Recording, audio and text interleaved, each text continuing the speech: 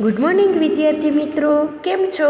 મજામાં ને? હવે ધોરણ 8માં આપણે ઘાત અને ઘાતાંક ચેપ્ટર પૂરું કર્યું હતું. હવે આપણે આગળ જઈશું સમપ્રમાણ અને વ્યસ્ત પ્રમાણ.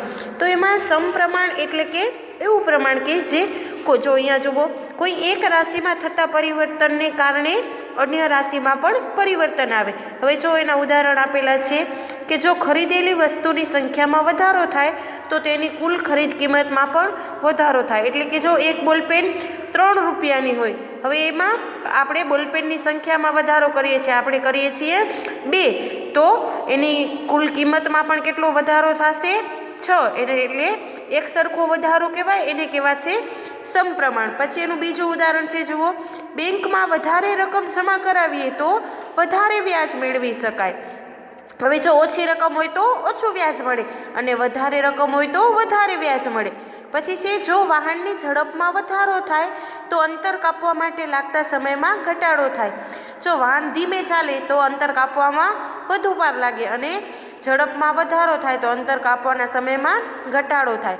પછી એ આ શું છે? એનું વ્યસ્ત ઉદાહરણ છે. પછી છે, કોઈ એક કાર્ય માટે કારીગરની સંખ્યા વધે તો કાર્ય પૂરું કરતાં લાગતો સમય ઘટે.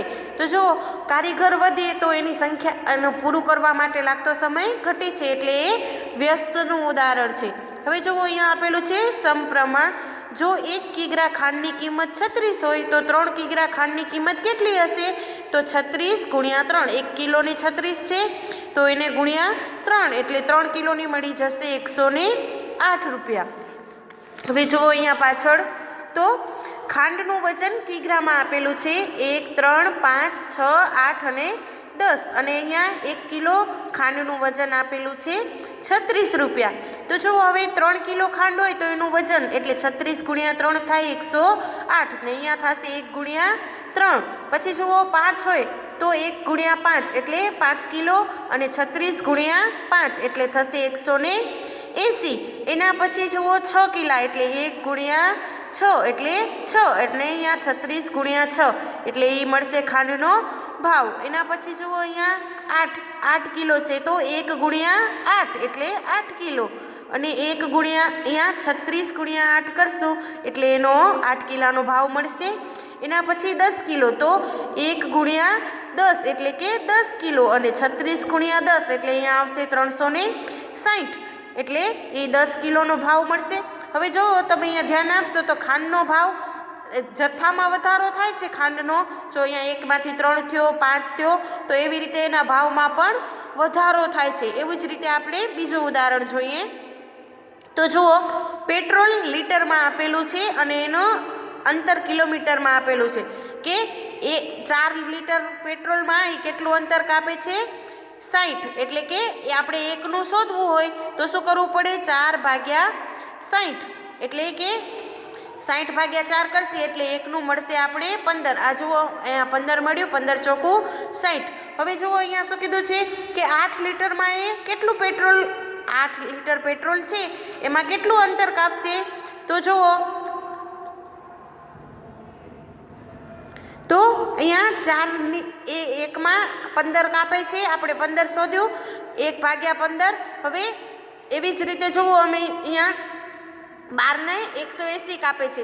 તો જુઓ, આને 4 પેટ્રોલનો જથ્થો અહીંયા જુઓ કેટલો વધે છે? 3 ગણો. તો અહીંયા સામે 3 ગણો કપાયેલ અંતરમાં પણ વધારો થાય છે. જુઓ, 60 ગુણ્યા 3 એટલે 180 અને 4 ગુણ્યા 3 એટલે 12. એટલે અહીંયા આવશે, અહીંયા જો 2 ગણો વધારો થાય છે, 4 દુ 8 એટલે 60 દુ 120 એટલે અહીંયા આવશે 120. એટલે જુઓ, જેમ જેમ પેટ્રોલ લીટરમાં વધારો થાય છે એવી રીતે અંતર કિલોમીટરમાં પણ વધારો થતો જોવા મળે છે. એને કહેવાય સમપ્રમાણ.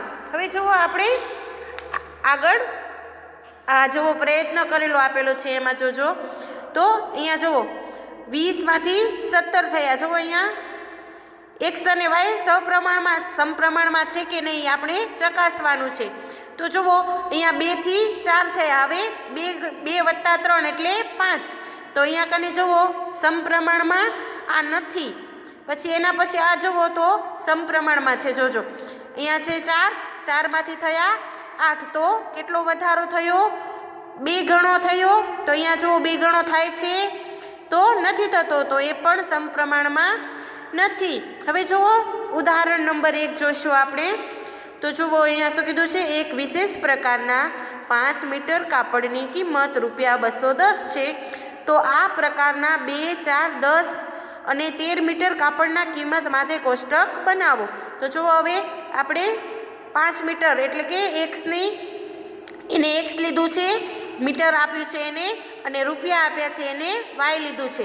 તો જુઓ હવે અહીંયા આ y1 x1 અને y1 એટલે આપણે આપેલું છે 5 મીટર અને 5 મીટરના ₹210. હવે શું કીધું છે, 2, 4, 10 અને 13. તો 2, 4, 10 અને 13 એટલે આ x1, x2, x3, x4 અને x5. એની જ રીતે જુઓ એના ભાવ શોધવા હોય એટલે y1, y2, y3, y4 અને y5.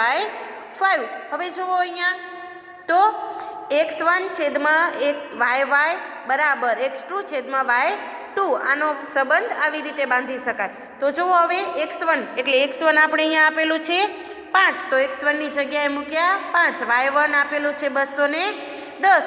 પછી છે x2, તો x2 જુઓ કેટલું આપેલું છે આપણે 2. તો જો આ x2 છે 2, તો હવે y2 શોધવાના છે.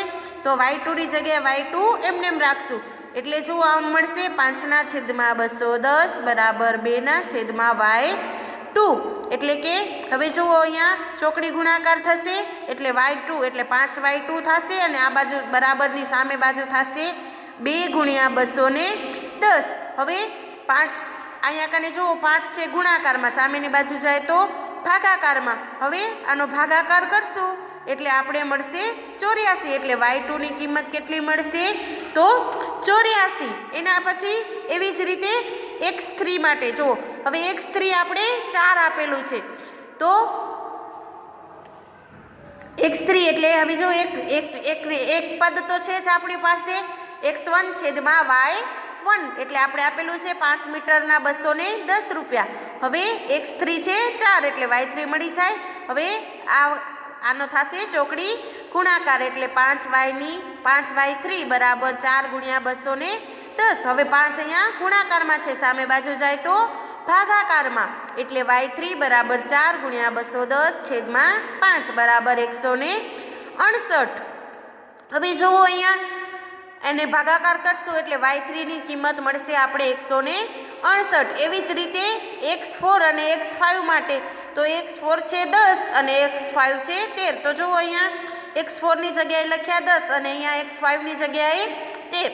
એની કિંમત મળે છે 420 અને 546. હવે જુઓ પેલું છે 510 એની જગ્યાએ આપણે લખીએ 2/84 એટલે આ આપણે મળ્યું બીજું x2 તો 2/84 અથવા 4/168 અથવા તો 10/420 નો પણ ઉપયોગ કરી શકીએ છીએ. એટલે બધાનો ભાવ કેટલો આવે છે, સરખો જ આવે છે. જેમ એકમાં વધારો થાય છે, આ રાશિમાં વધારો થાય છે, તો આ રાશિમાં પણ વધારો થાય છે. એવી જ રીતે જુઓ ઉદાહરણ નંબર 2. તો 14 મીટર ઊંચાઈ ધરાવતા વીજળીના એક થાંભલાના પડછાયાની લંબાઈ 10 મીટર છે. જો હવે પદાર્થની ઊંચાઈ આપેલી છે તો પદાર્થની ઊંચાઈ 1 છે 14, આ રહ્યું 14. તો શું કીધું છે એની પડછાયો કેટલો છે 10 મીટર, તો આ રહ્યું 10 એટલે આ x1 અને y1. હવે શું કીધું છે કે એક વૃક્ષના પડછાયાની લંબાઈ 15 મીટર એટલે કે y2 આપેલું છે 15. તો વૃક્ષની ઊંચાઈ શોધો એટલે કે x2 શોધવાનું છે. તો અહીંયા લીધું 14/10 બરાબર x/15. હવે ચોકડી ગુણાકાર થશે એટલે આવશે જુઓ 10x અહીંયા આવશે 10x ગુણ્યા 14 ગુણ્યા 15. 10x બરાબર 14 ગુણ્યા 15. હવે 10 અહીંયા ગુણાકારમાં હોય, આ બાજુ આવે તો ભાગાકારમાં એટલે અહીંયા ડાયરેક્ટ ભાગાકારમાં લઈ લીધું છે. હવે 5 જો અહીંયા કને જુઓ 5 દુ 10 અને 5 તેરી 15 એટલે 14 ગુણ્યા 3/2 બરાબર x. હવે અહીંયા જુઓ ઉડી જશે 7 દુ 14 એટલે અહીંયા આવશે 7 એટલે મળશે 7 તેરી 21 એટલે x બરાબર 21 એટલે અહીંયા મળશે આપણે 21. હવે શું જો એની બીજી રીત આ રહી, જો x1 y1 x2 અને y2 આપણે જે ઉપર કર્યા હતા ને એ પ્રમાણે જ અહીંયા કર્યું છે. જો એને જેમમાં ફેરવી દીધું છે. x2 જેમ x1 જેમ x2 બરાબર y1 જેમ y2. હવે અહીંયા જેમમાં ફેરવી દીધું એટલે થશે ગુણાકાર. ચોકડી ગુણાકાર થાય, જેમમાં છે એટલે ભાગાકાર કહેવાય, એટલે અહીંયા ચોકડી ગુણાકાર કર્યો છે એટલે જવાબ મળે છે 21. બંને રીતે જવાબ શું મળે છે?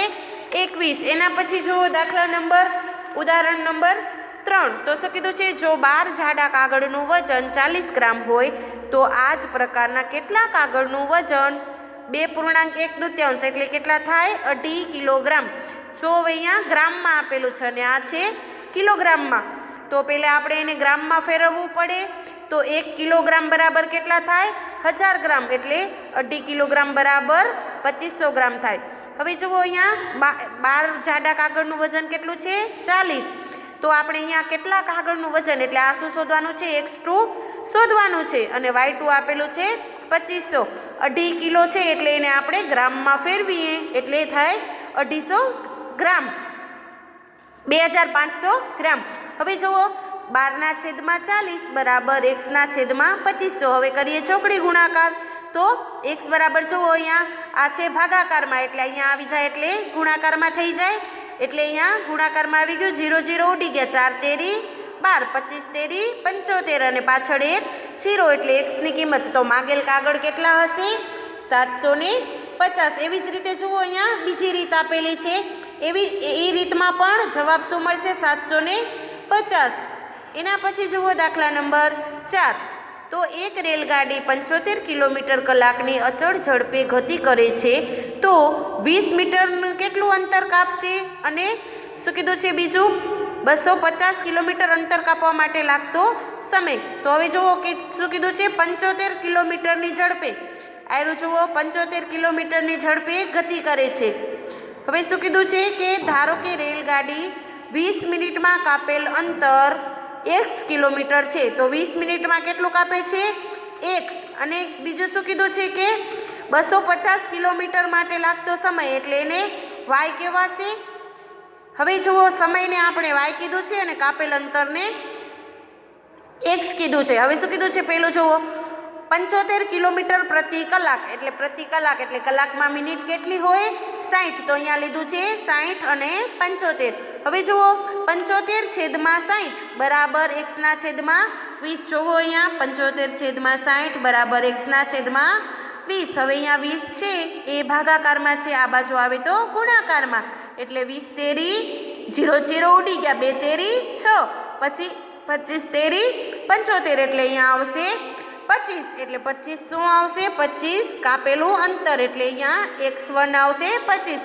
એવી જ રીતે બીજું જોવો તો અહીંયા શું શોધવાનું છે? આપણે y શોધવાનું છે. હવે 75/60 બરાબર 250/y. હવે જુઓ અહીંયા આ y છે, આ જો અહીંયા y છે એ ભાગાકારમાં છે, આ બાજુ આવે તો ગુણાકારમાં. હવે આને આ બાજુ લઈ જશું તો એ શું થઈ જશે? 60 છે એ ઉપર આવી જશે અને 75 છે એ નીચે આવી જશે. આને બેને ઉડાડીએ એટલે 25 તેરી 75, એટલે અહીંયા આવશે 3, ઉપર વધશે 10. હવે અહીંયા 20 તેરી 60, એટલે 20 × 10 એટલે આવશે 200 મિનિટ, અથવા તો 3 કલાક અને 20 મિનિટ. 200 મિનિટ એટલે કે 3 કલાક થાય, 6 તેરી 18 એટલે 180 મિનિટ અને બીજી 20 મિનિટ એટલે 3 કલાક અથવા 3 કલાક અને 20 મિનિટ. હવે જુઓ એવી જ રીતે દાખલા નંબર ઉદાહરણ નંબર 5. તો જુઓ અહીંયા શું કીધું છે? નકશામાં પ્રદર્શિત પ્રમાણમાં કેટલું છે? 1 2 3 4 5 6 ને 7, એટલે કે 3 પછી 7 0. 2 શહેર વચ્ચેનું અંતર 4 સેમી હોય તો વાસ્તવિક અંતર શોધો. તો શું કીધું છે? ધારો કે નકશા પરનું અંતર 1 સેમી છે, તો આ નકશા પરનું અંતર છે, આને x લીધું છે, અને જે બીજું શું કીધું છે? વાસ્તવિક અંતર, એને આપણે લીધું છે y.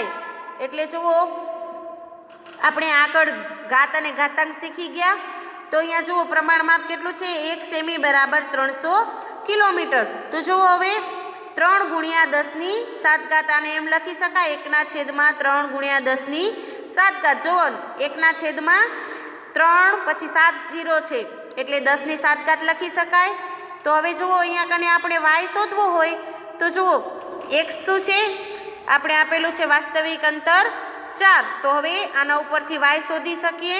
તો અહીંયા જુઓ ચોકડી ગુણાકાર થશે એટલે થશે વાય બરાબર 4 × 3 × 10⁷ એટલે 4 તેરી 12 એટલે 12 × 10⁷. હવે જુઓ અહીંયા શું કીધું છે 10⁷. હવે 1 સેમી બરાબર કેટલું છે 300 કિલોમીટર. હવે 1 સેમી બરાબર 300 કિલોમીટર, તો અહીંયા કને 10⁷ છે તો કેટલા થશે 1200 કિલોમીટર. એના પછી હવે છે સ્વાધ્યાય 13.1, એ આપણે પછીના પિરિયડમાં જોઈશું. Thank you.